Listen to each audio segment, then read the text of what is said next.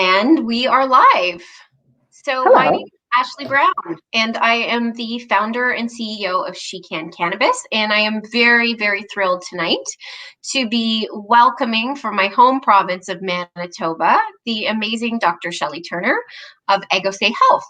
And we are going to talk about medical cannabis. We're going to talk about the future of medical cannabis. We're going to talk about what Ekosi is doing and what patients need to know about their own role in the future of this amazing plant. So with no further ado, because we want to get started, we're going to just get right into it, Shelley, and we'll let people join. They can always watch the recording back because I know you'll have a lot to say, and No I want to problem. make sure you have a place to say it. Okay, awesome. So would you like to hear a little bit about Ekosi and what we're I doing? would I would love to hear about you, Excellent. and I would love to Okay, hear about Ekosi. lovely. So thank you, Ashley. It's an incredible honor to chat with the She Can group. They are near and dear to my heart because I see a lot of members come to see me as patients, and I always appreciate their candor and thirst for knowledge. So, Ashley, you've done a great job in helping educate this very, very important group. As for myself, I am a family physician. So I did my training at McMaster University, and prior to that, I was a nurse for about 100 years prior to that. So since like 1987, I started when I was 5. Just kidding. I finished medical school and went and did a family medicine residency and did extra training, actually in addiction medicine. So I have I've done a lot of work in opiate replacement therapy, which is currently what I do. And so, out of the just very high level things, out of this work, particularly with the medical cannabis, which I came to in about 7 years now, providing access to opiate replacement patients using cannabis as a substitution or an adjuvant, something to help them. So that's how Ekosi was born, out of the need to find more information about this plant. What we're doing primarily at the clinic here in Gimli, Manitoba, as well as in Winnipeg, we provide, again, opiate replacement substance use treatment, as well as medical cannabis and primary care. So there's a lot of plates in the air with us at the moment, but really trying to incorporate a medicinal agriculture into the work that we do. You certainly have a lot on your plates and a lot of plates in the air. So you never cease to amaze me. Thank you for that introduction. If you were 5 in 1987, it makes you a year younger than me. So I know. that tracks. That's about right. I think that's about right. I would love to talk a little bit about how Ekosi is a bit different. I think within the She Can community, a lot of patients come to us and their primary care provider maybe is unwilling or just uncomfortable authorizing for medical cannabis. So as with many Canadians, the next step is to to find a clinic or to find a point of access. And, over the years, we've noticed that there are a lot of cannabis clinics, we'll call them, because that's what they generally focus on. And some of them just see patients and just talk about cannabis. And the Ekosi model is not quite so similar as that. It's not quite simple. And I'd love to talk about, you've mentioned, we've talked about opioid reduction. We've talked about, harm reduction and support and mental health. How does that all work together in combination with medical cannabis? Mm-hmm. So I think for a long time, I think we can agree that patients living with substance use disorder have really not had a lot of support. And so it's something that I'm trained to do. And now that I have medical cannabis as another tool in my belt, it's something that patients use very broadly. So, patients living with substance use disorder also have other things, right? They are the whole person, and so we can treat things like arthritis. We can get them to sleep better when they're not using other drugs. So we can use it as a harm reduction tool to take people down from benzodiazepines. So what I'm talking about is incorporating cannabis into a practice, using it as another tool in your belt to help manage your patients. I think traditionally and I'll come back to the medical cannabis clinic, but traditionally I think when patients would come to see me for pain, what did I pull out of my little doctor's bag? Ibuprofen, acetaminophen, and there is a ladder that we have to follow as our guidelines. Okay, dear doctor, this is what you're going to use first over the counter. You're going to use a weak opiate, then you're going to use stronger opiates, and then you're going to get to medical cannabis. I do this. I just flip it the other way, and I use medical cannabis as first line because quite often the harms associated, I think it's really education and normalizing of over-the-counter medications. I have had patients come in. Ibuprofen is 2,000 milligrams in a 24-hour period. So that's 10 regular strength ibuprofen. I've had patients come in agony, and they're like doubling it. They've doubled their acetaminophen, and I'm going, oh my gosh, looking at liver enzymes, looking at kidney function, and you're going, holy mackerel. So incorporating that into a primary care practice where you can really help patients benefit and educate them about what they're taking and what they're putting in their body. So I think, and I can only speak to my own practice, but I think it will be challenging going forward to have standalone, right? I think this will be something that clinics like ours, where we try and normalize cannabis as one of our tools. And again, it's not for everybody, right? But I think patients should have a chance to do that stigma-free, followed closely, and navigated through the system, which is a little bit bumpy, I think, sometimes. And so if there's anybody out there working in healthcare or physicians that are considering using medical cannabis, I think it is the way forward for replacing many over-the-counter medications for patients. Well said. Thank you. Yeah, I think it's, I don't think people know that is even a model that can exist yet. I don't think we've gotten there. So I'm really so happy to see you and the team at Ekosi leading the way, because, patients want the continuity.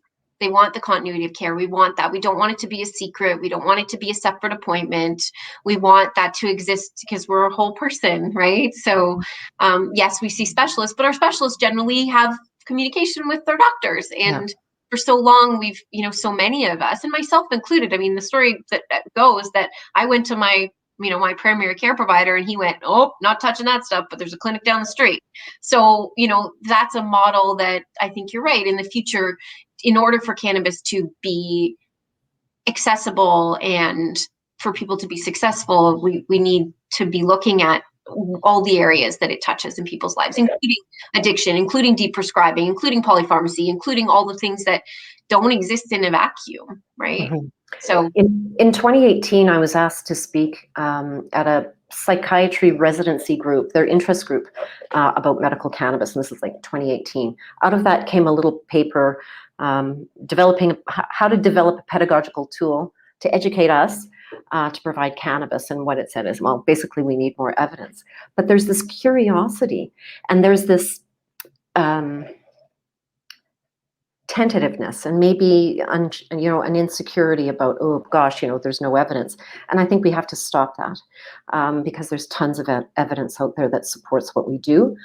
Again, data collector, I'm all into that. But is to educate other primary care providers or people that are able to write prescriptions. So case in point, I had a resident working with me last week because I'm an opiate replacement provider. He wanted to see that, but he was very interested in the cannabis patients. And I had 3 patients that I've been following, I guess, 5 years, all 3 in a row. And it was interesting to let them tell their story.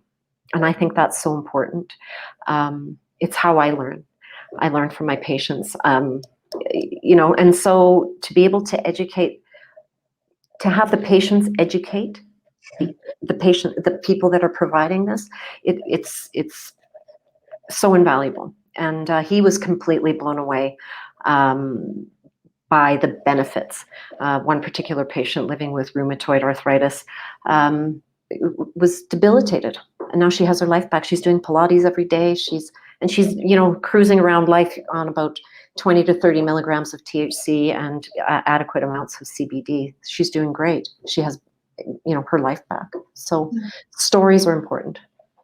Thank you. And thank you for giving people a chance to tell them, because that itself is of value. From the patient perspective, like that's not always the case. And I think it's, we have a lot of members who are newer, and there are a lot of people who, they've come, they've got some CBD oil, they're trying things, they haven't been able to talk to their doctor, they're considering getting a medical authorization. I obviously talk a lot about why that's valuable and why I want that for people. I've got my list. Everybody's read it 19 times. There's 10 reasons, why I think it's important to be a medical cannabis patient if you're accessing cannabis for medical purposes. But more so, I'd like to talk about what you think patients should know about accessing cannabis. Like, what should they be looking for? What should they expect? What can they prepare for? So to come to a medical cannabis appointment? Sure. Yeah. Sure. Let's talk about so what even they just, expect. Yeah, like even just accessing cannabis. So I have patients access me in a number of ways. Some ways I prefer not to happen, but it has. So they come through all kind of social media. I'm just like, oh boy, okay, guys, I got to direct you here. So I prefer referral because I do like to partner. So in talking about the Ekosi model, it's really about a circle of care. So if you've got a provider that is kind of hesitant, cannabis hesitant, we'll help them. But essentially, it's like a regular physician's appointment. We get you to complete a whole bunch of questionnaires and information that are, it's essentially clinical data, looking at the pain, mood, and sleep. But then the challenge is now you come and see me and I say, yes, you are absolutely the perfect candidate for medical cannabis. Now what do you do? Thankfully, we have a great team. Jackie, I think a lot of the SheCan members see her piping in there, and we have Hi, Jackie. and Jana and Crystal holding us up and getting our patients through and hopefully having a good experience. Jackie is prime for us, so she will be kind of your first port of call. But I write what's called, we in old-fashioned medical school, we call it a prescription, but because it doesn't technically, and Ashley, we can pull our hair out in regards to that. So we have to call it a medical document. And the medical document, because of the way we have our system set up, is as I'm talking to you and I'm writing your prescription, I send it via digital fax, and it goes straight to a licensed producer, a license holder of your choice. So the people that produce cannabis for medical patients that can sell it to you. Unfortunately, the other thing that kind of makes me pull my hair out more is I would love to be able to write a prescription and send you to your pharmacist with whom you have a relationship with to pick up your cannabis there in person. Novel approach. However, I'm gonna send you to a license holder online. We're going to send your medical document there. You're going to then have to register. So you can either do that in a few ways. If you are challenged using the internet, Jackie can assist you with that. So generally patients will come in person, or quite often, if patients are not anywhere near one of our centers, they'll have a family member help them. We can even send them snail mail paper copies for registration. It's all doable, but it just tells you how challenging the process can be. There's so many steps. We think we have it down pretty good. So as I say, we take your medical document, we fax it to your license holder. You wait for them to get back to you. They give you a ring, they send you an email, and they say you're ready to go. And generally what you'll have from us is a care plan, which will give you an idea of how to take the medicine, what to order, and then when to follow back up with us. That's a very cohesive explanation. Thank you. That's a much more straightforward answer than I give.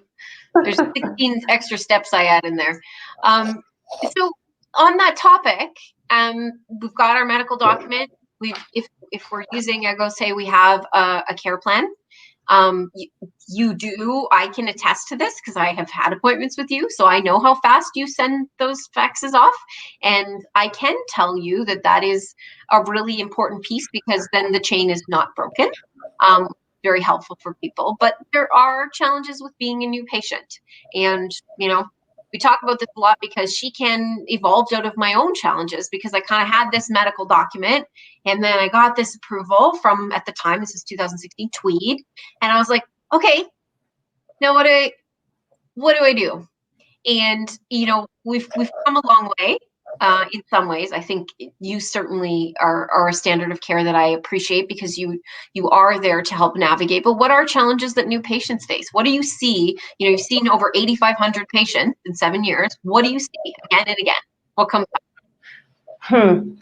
So there's so many things, right? Patients come in fearful. So I have the tentative patients that are like, oh, I've heard all this stuff about cannabis, which is generally untrue. The scary stuff about cannabis. It really is about challenges with dosing, how will this work in my body? The interesting thing that I find with patients, particularly those living with chronic pain, and this absolutely floors me every time, we have become so disconnected, and particularly with people living with pain, it's very challenging for them to understand that there's actually an option and potentially some hope. And so when I tell them, I say, okay, here's your list of medicines and here's what we're going to do. And they say, how will I know this is going to work? How will I know this is going to work? Because they're so used to taking these medicines that are not helpful, and particularly around opiates. There's, you can get a syndrome called hyperalgesia, where you actually get more pain from it. So that's one of the biggest challenges I have for patients. And then watching patients fight the system. Affordability issues, accessing issues are always some of the big challenges for those patients. But really, I think it's primarily around dosing and how to do that safely. Yeah, I agree with you wholeheartedly. And I think that's such an important point, is like, we come into, for so many of us, that's like the last line of defense, right? So if you come into your cannabis appointment, you're like, is there even a possibility this is going to work? And that was definitely my personal experience. I was very skeptical, and was in disbelief when it did, right? Was still struggling to understand how it could. And when I sat in that appointment, I was still kind of like, okay, but this is pot, right? Like, super good for, watching the bison at the zoo. But is it going to help me? And I think you're right. You do lose hope, right? Like you do lose hope. So cannabis is, it's challenging to believe that it'll work, especially because we don't have, we don't see the news every night hearing about another great study, even though we know those exist. So I think, I think that's a good perspective. The other thing that I was going to say, Ashley, just was in terms of getting education from reputable sources for patients. So, and again, for yourself, I mean, you're very proactive, and look at where we are today. We're in this, very fancy room here, with a SheCan logo, and you have all these people that look to you, right? And I mean, that's a lot of pressure. So out of this, I think is it really important to understand that there are reputable places to get education for patients. And when you're looking for that, particularly as a new patient, it's very challenging out there. I heard my friend said this about cannabis, or they tried this strain and it was like, they said it was, this is the best thing for them. Well, it is the best thing for them, and that I should try it. Well, yeah, that's not necessarily the case. So there's a lot of misinformation out there, and having places like She Can to come and learn, I think, is really important.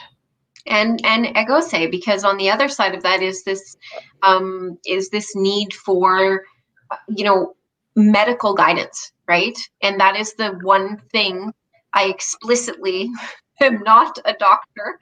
I do not play a doctor on TV. No one in She Can is there as a medical professional, even if they are medical professionals, because we want everybody to be a patient and a peer. So the complement to having that community support is the medical navigation. And that's why that's why I'm such a huge fan of yours, obviously. So and I think you bring up an excellent point. Like, I think cannabis has been around for, I don't know, millennia. People have been using it for millennia, I think, since our knuckles were dragging on the ground. I think from the healthcare profession, I think we quite often, I shouldn't say negate, but we don't look at the patient experience as closely as we should. And this is when we should be looking at that patient experience as closely as possible, in the content, because we are building the ship as we're crossing the ocean, and we're creating evidence as we're moving forward. And so I think it's important to understand that the importance of that. But the other piece is the medical component.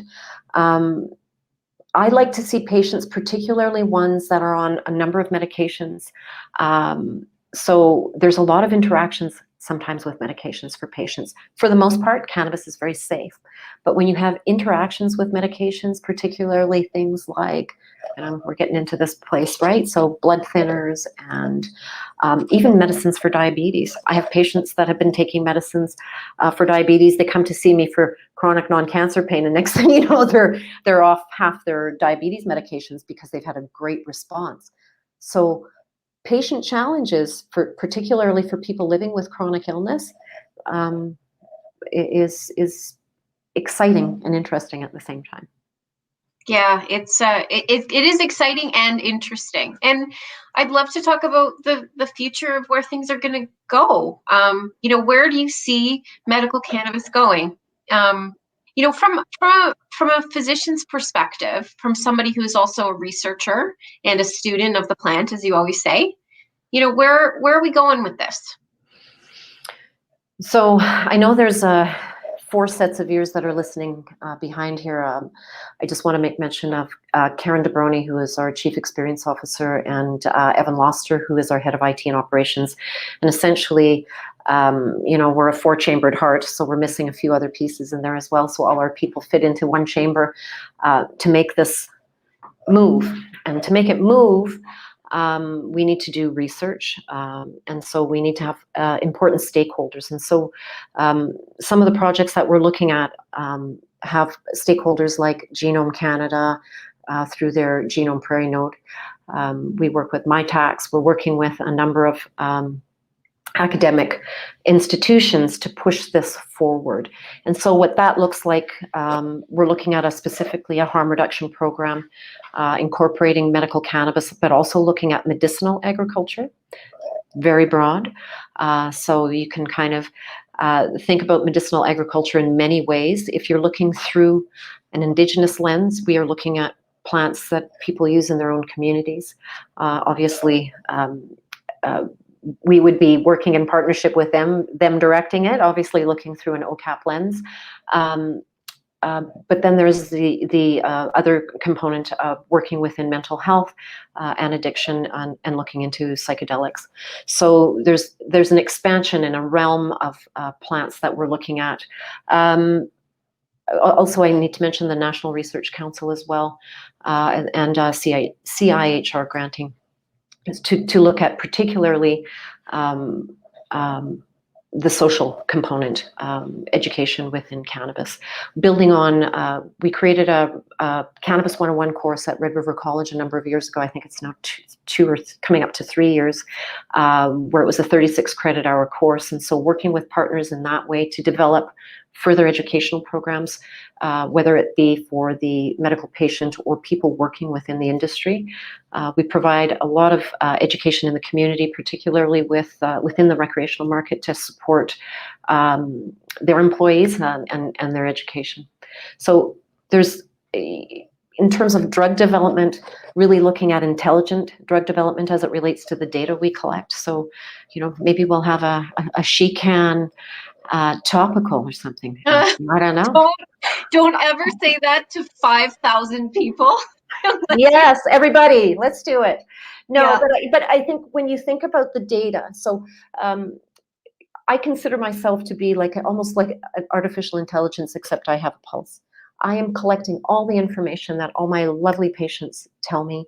We collect all that information, and now we have the ability to look at this and really make a difference in other people's lives. With my patients, I always say they're like stars in the sky. We have an understanding that we're all individuals, but there are constellations of you guys out there, that groups of people that may benefit from certain types of medications, particularly for your constellation.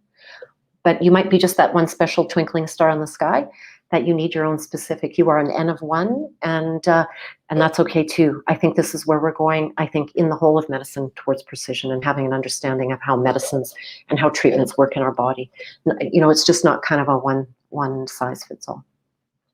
Do you think that that's what's made it, one of the biggest things we talk about, obviously, is affordability. Mm-hmm. And the frustration also around not being able to nail it on the first try when it comes to the first product we try as cannabis patients isn't always the one that works. Mm-hmm. I would argue that that's true of a lot of classes of drugs. Certainly for me with seizures, that was the case. Like I did try several seizure meds, but cannabis, I think, even can feel even more foggy. Do you think we're going towards classes of drugs that will address a constellation? Like we'll be able to say, so we call the Brown class and the Turner class? Yeah. The right? Big Dipper and the Little Dipper. Right. I would like to say yes. I think to have an understanding of how we metabolize things, I think that's going to be our passport.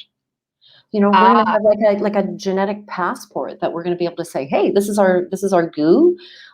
This goo fits into my goo over here, and we'll be able to do that. I'm not a geneticist by any stretch of the imagination, and I haven't looked under a microscope in, I don't know, maybe 35 years. When I was 2, no, I'm just kidding. Ashley, three. I was 3 then, but I think that's where we're looking at. And when we talk about cannabis, so you're looking at, here we are, this human being, and here we are, this master plant. When we're looking at the research about looking at the plant, are we going to be starting to pick out specific terpenes and specific cannabinoids? Yes, we will be able to do that. It'll be very reductive, but I think what we're discovering with the plant is you could take, and for all you terpene folks out there, so alpha-pinene, available in your lovely Blue Dream, grown in California brand, or strain. We're going to change that name to Chemovar because the chemical constituents of that's how we're going to be able to understand our plants. If you take Blue Dream and then plant it in Manitoba, maybe in a farmer's field somewhere, will it be the same? Probably not. So there's so much variability that we have within ourselves.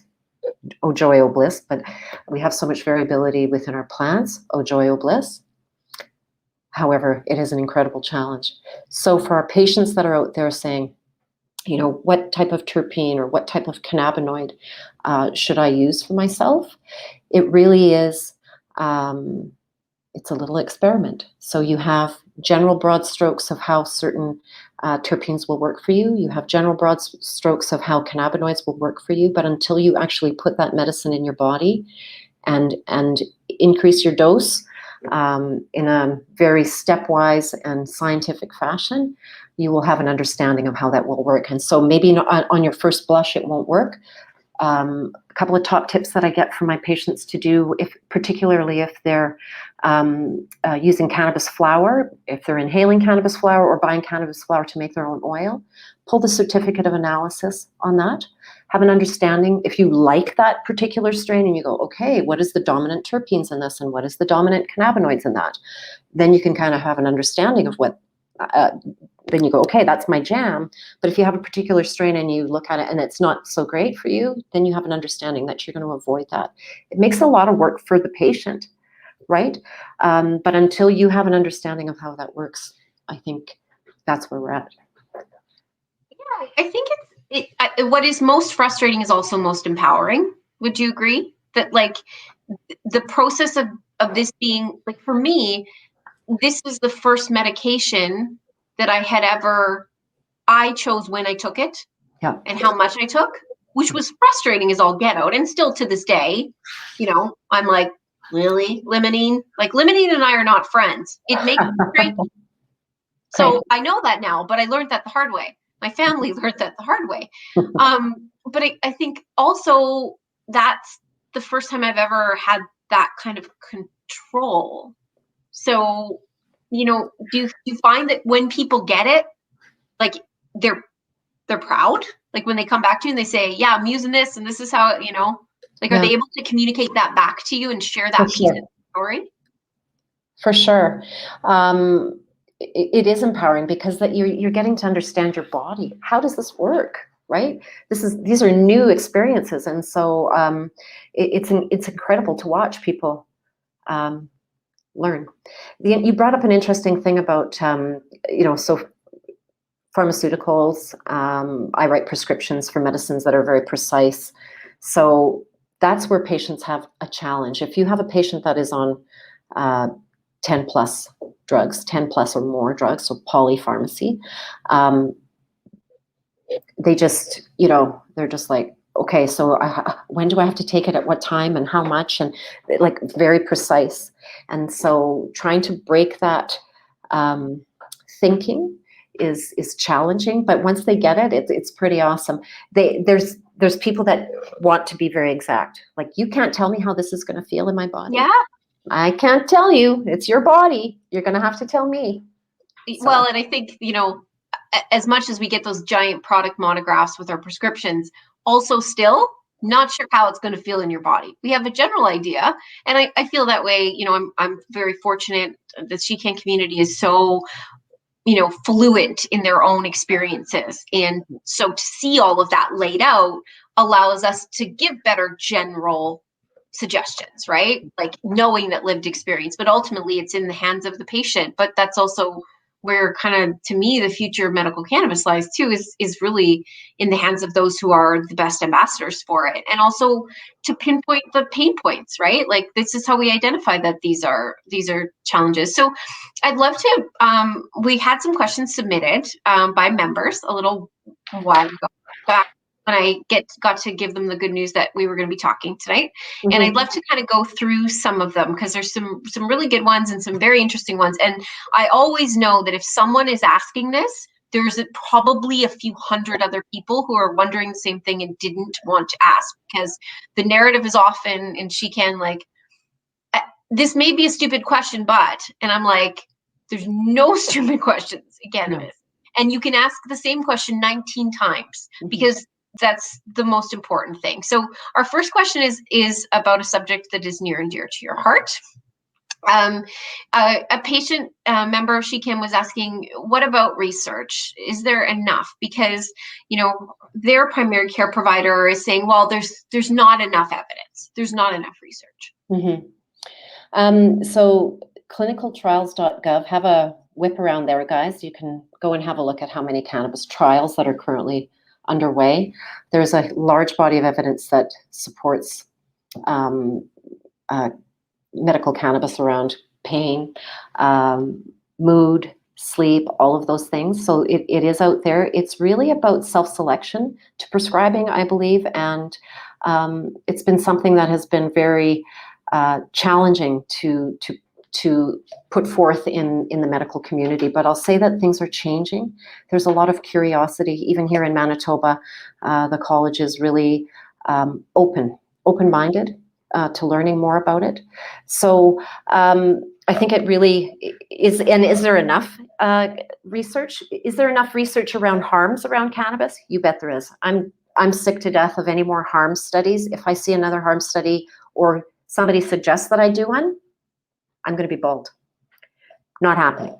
So we want to look at the benefits, because I think we have a pretty good understanding of harms. So I will be really pushing forward on having a better understanding of how this medicine works in our body.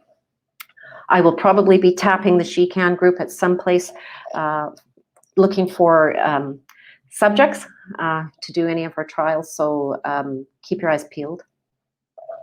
Yes, well, you know that my door is always open, and you know I also have my own hand up going, no, let's study, let's talk about this, let's study, because it is so important. And I think, yeah, it's good. I mean, just seeing the sheer number of clinical trials out there should to some degree be reassuring, not only to patients but also to physicians. And you know, the fact that you helped build out and facilitate a Cannabis 101 program, which at a post-secondary institution here, and you work with McMaster, is a good indication that the next kind of generations of physicians are learning alongside you. So that's just going to mean more research. Yeah, thanks for bringing that up, Ashley. So the DataCan study out of McMaster was something that we kind of underwent about, I think it's coming up 2.5 years already. And it was Dr. Faith Dealman. She was like my right hand.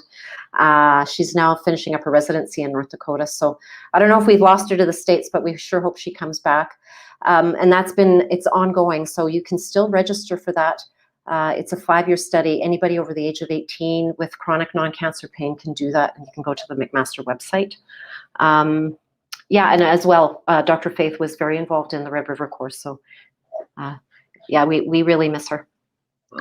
That's amazing that she was able to facilitate something alongside you, and I can only imagine. I mean, the data itself, right? So, another question that came in was about tolerance.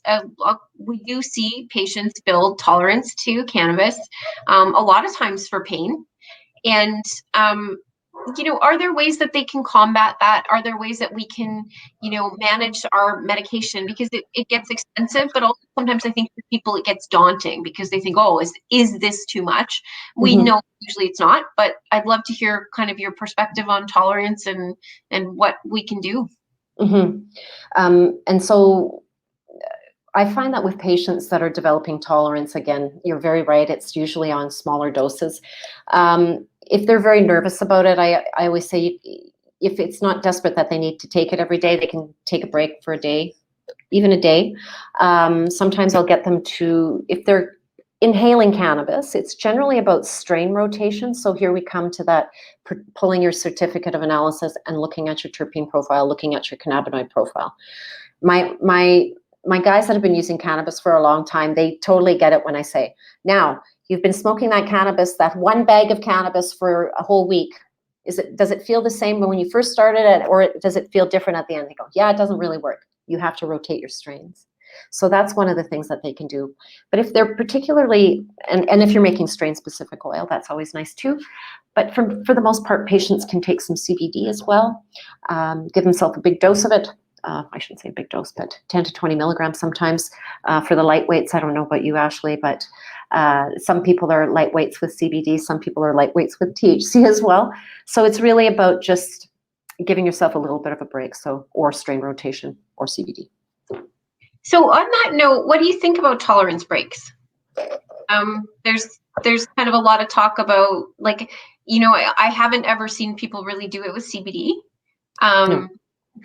For obvious reasons, but I wonder, is it something that's necessary? Is it something that's really a choice? Are there times where, how many days should you, is there an average number of days before you reset, right? Right.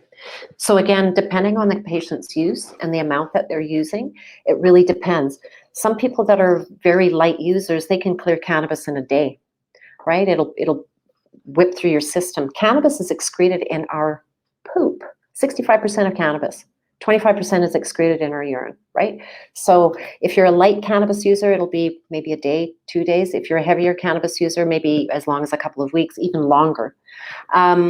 So generally for CBD, I don't generally get people to take tolerance breaks, depending on why they're using it. If people are using it prophylactically, so I have a number of patients out there that use it for prophylaxis for migraine. Can you stop taking it? Sure, you can, but then you may have to updose yourself very quickly. So particularly around THC, this is where I find that patients will find that their THC is escalating and escalating, and I see it primarily in patients that are inhaling cannabis. You see it in the patients that are ingesting, but I find that they have a little bit better understanding and they can adjust their dose accordingly, or they can, again, changing oils, changing formulation.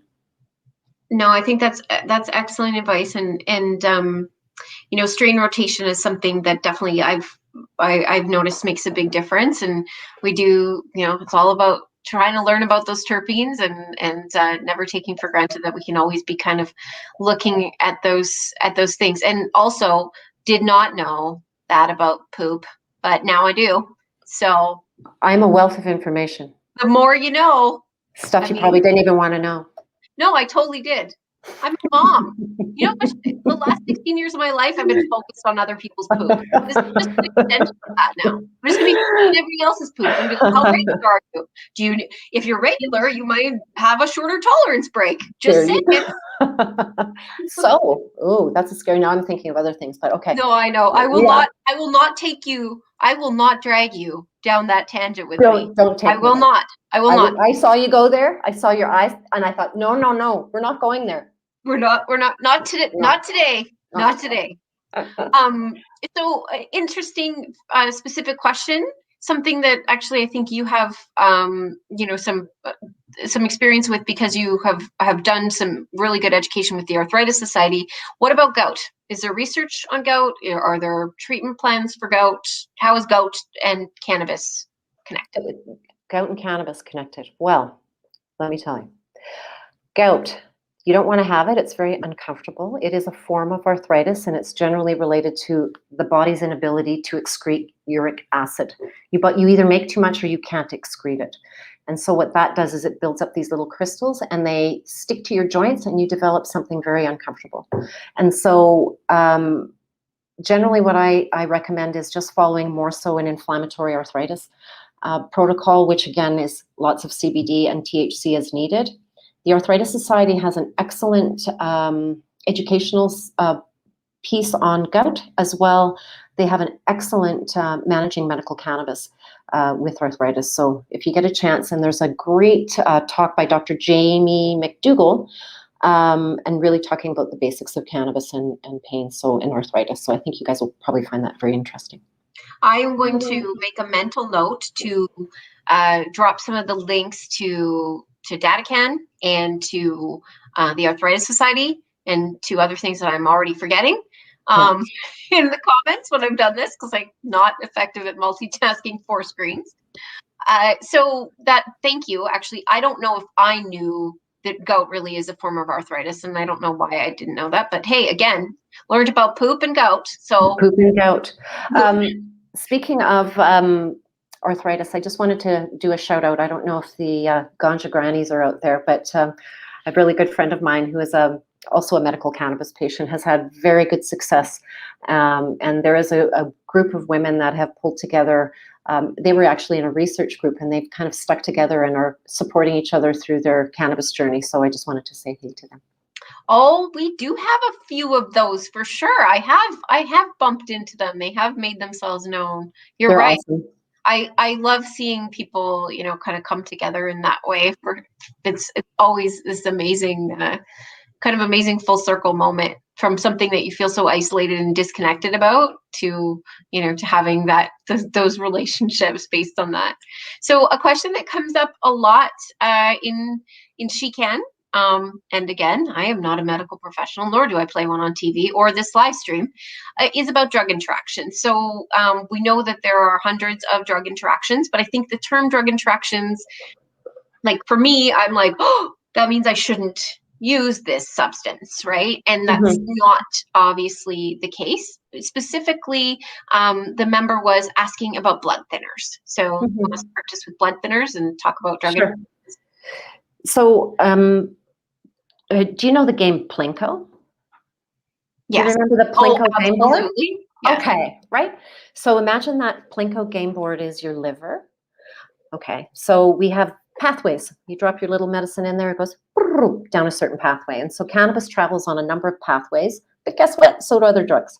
And one of them is warfarin. And warfarin is a blood thinner. And so we have to be cautious because sometimes there's competition for certain pathways. So it can either make your warfarin work extra strong, so that means that you are actually at more susceptible to bleed, or it can reverse it, so it can make your warfarin not work as well. So the beautiful thing about people on warfarin is that they're monitoring their blood work quite often. And when they're monitoring that, there's a certain number, that their target number, that they're always trying to hit. So if we add in cannabis, if we notice any change in that, then we adjust their warfarin to adjust the dose. But for the most part, I haven't seen any big changes in that. It really, I think, is a genetic thing and dependent on the patient. If you are planning on, the other medication that people are on, particularly around heart arrhythmias, is a different class of blood thinners. Those ones we can't really do a blood test and say, okay, the medicine's not working or it is working. Then we would really have to counsel that patient. They could talk to their cardiologist, their primary care provider, and even the pharmacist, and we could work out a care plan and just use it cautiously. But it's really, I've had patients come to me, and of course, because they're on a blood thinner, they can't take an NSAID or like an ibuprofen, anything for pain. They're limited as to the amount of drugs they can take. So quite often cannabis is really the only thing that they can manage. That's interesting. I never would have seen it. Like, people usually think it's the only thing they shouldn't take. So would you say that, for the majority of drug interactions, it has a lot to do with managing dose and not necessarily avoiding cannabis altogether? Sure, I think it can be dose. But then there's that bell curve, right? So my patients fit into that bell curve. These guys on this end, they can drink a gallon of cannabis, nothing happens. These guys on this end, they use a very little bit, and they're, I don't know, like reeling around the room saying, oh my gosh, I'm so high, I can't handle it. I don't know, where do you fit in that, Ashley? This is the part where I get to say that everyone knows that I have been intoxicated in public at speaking engagements from the 2 milligrams of THC in my CBD oil. And I am not the norm, but I exist. And I'd love to see my Plinko liver, because I'm sure that there are some competitive, Right. So for the most part, most people will be able to metabolize this in a reasonable way, but there's going to be that small percentage. So it is the dose, but for people that have certain genetic pathways, certain things that are a little bit different, single star in the sky, those are the patients that we're going to have, and those are the patients that we're going to love to study.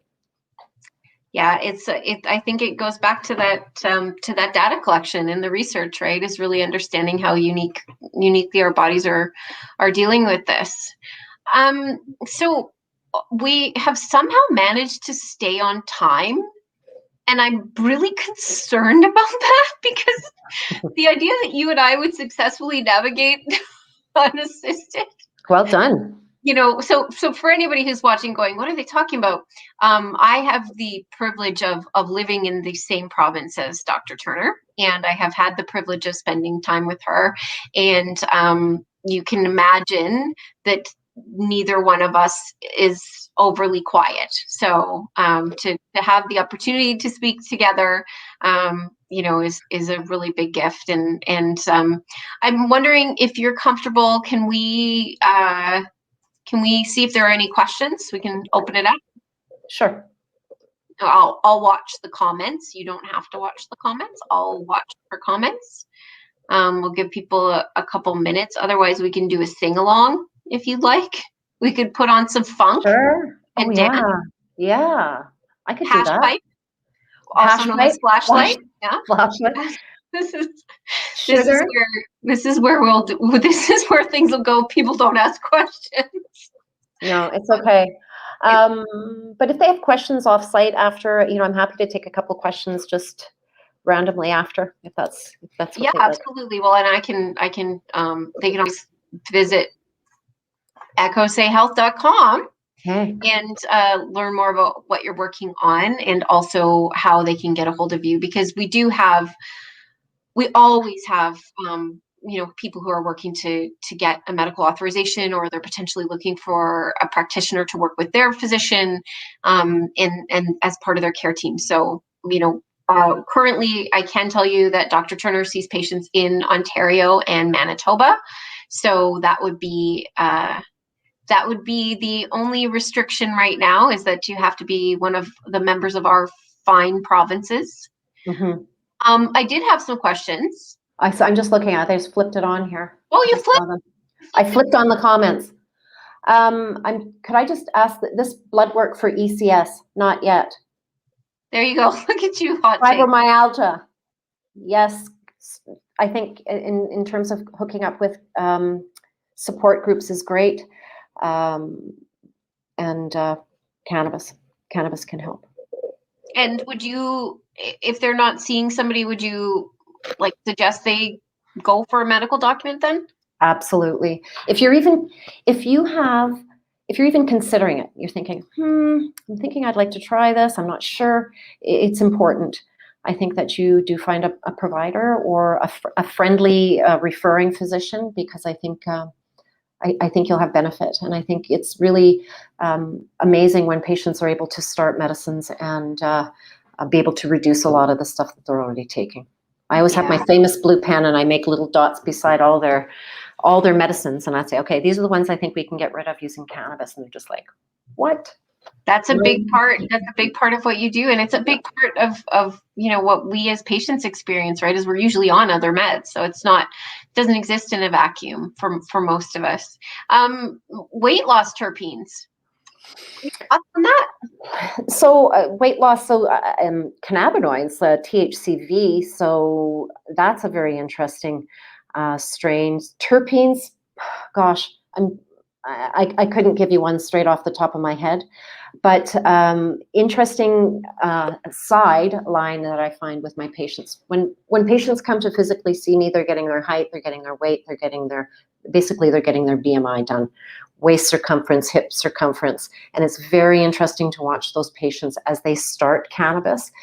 People will always even say just THC. So if you're able to push your THC up higher with your CBD to balance, so that you're not walking around high all the time, sometimes even having a higher THC level. But THCV is really a target that we're looking at. Certain protein G coupled, I can't even remember the number, I think it's like 119. It's really looking at those proteins and how they benefit gluconeogenesis, really looking at how sugar is metabolized in your body, and that if these things are activated within your endocannabinoid system, that you're going to lose weight. So very interesting research in there. Yeah, so certainly that, yes, you can have the munchies, and yes, you can gain weight, but there are a lot of compounds in this plant that potentially are going to, over the long term, are actually, you're seeing positive results, and we just don't have, we don't have a name just yet. I do know that people, have anecdotally reported that strains high in humulene. Hops, not always easy to get, but that is one, that we've noticed. Farnesene seems to be another one. It's very nice. In the apples, but again, very anecdotal, or as some people say, anecdotal, which I also like, because that sounds funny. So those are ends of one. So those are people that would be very, it'd be interesting to see how they do. And so if they've been monitoring their weight loss throughout, because there's so many other variables, that's always the challenge too. Yeah. I just see Marianne Lopez. Mm-hmm. I'm just going to say hi. Yeah. Shout out to her. Marianne is an OG to you and to SheCan, so it's really 2016. So cool. So are there clinical trials or anything going on around bipolar 2? We hearing anything? I haven't heard anything. My focus really has been in and around substance use. If it crosses my desk, but definitely I can look into that. I'm sure there's going to be lots coming in the forefront. Yeah, I agree with you. There seems to be an eye to that. Someone is asking, their dosage hasn't changed in 3 years and is still effective. Is this normal? I guess for them. Yeah, yeah. I think that's amazing. Good for you. I think that's awesome, to be honest. So exactly. I think there's variability within dosing, I think, for the most part. But if you've been on the same dose and that's been great, awesome. So someone was saying that there was a strain. I think I know the answer to this. A strain from Aquilitis. Tell me, Ashley, what is it? Ghost Train Haze? Is it Ghost Train Haze? I think it might be. High terpinolene. High THC, high terpinolene. Mix it with CBD. Very nice. Yeah. Okay. Very nice. Yeah. As opposed to Alaskan thunder poop. Yes. The names, people. The names. Yeah.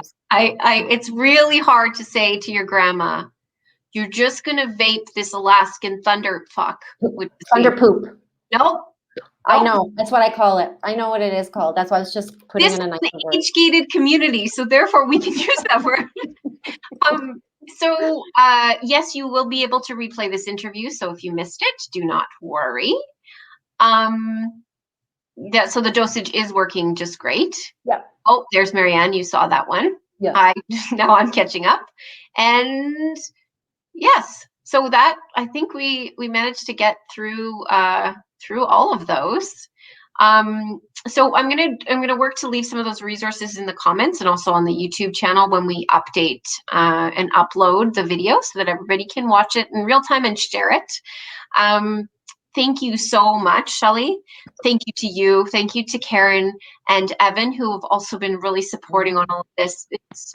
It takes a lot to organize this all, and especially on your end, because you're incredibly busy, and you're incredibly busy seeing people who need you. So I'm just going to say thank you to Karen and Evan. I come out here and I talk and I, get myself here, and it's awesome. But they are a large part of what keeps us going. So props to them. And I also wanted to mention our new nurse Vanessa, who is amazing as well. I just didn't want to forget her. So yay, Vanessa. Yes, you have an amazing team, and I'm going to take this time to say a special thank you to Jackie, because Jackie never fails to be right there to encourage people to contact her if they have questions.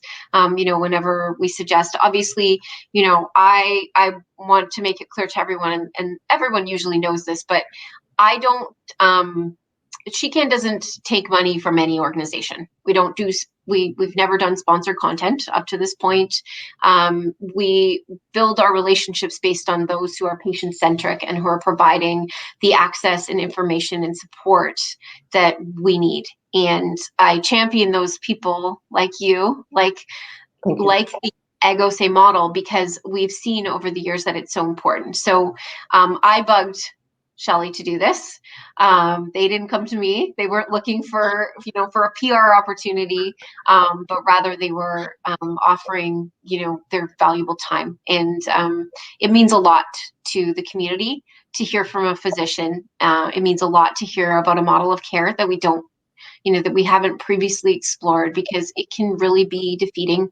It can feel overwhelming, and to know that there are people out there gathering the data, listening to the patients, telling their stories, sticking your neck out, because as a physician you do, that means the world to us. So thank you. Well, and I just wanted to say thank you, Ashley, for supporting us and supporting all the patients out there that look to you for direction. I wouldn't be doing this work without my patients. So I thank my patients 1,000 times over for what they share with me. And my hope is that we're just going to keep pushing this forward so that everybody has access, everybody can afford it, and everybody knows what medicine they need. So thank you, patients. Yes, that's nothing about us without us, right? That's the goal. And both you and I are pretty stubborn. So I think if we have anything to say about it, no. Thank you everybody for watching. And yes, there will be a replay available. So if you missed it or you just want to watch it all over again so you can hear about poop, you should definitely do that. And please go to ekosihealth.com, check out their social media. And if you're looking for support in any way, of course, the She Can community is always here for you with whatever it is that you need. Thanks everybody. Have a great night.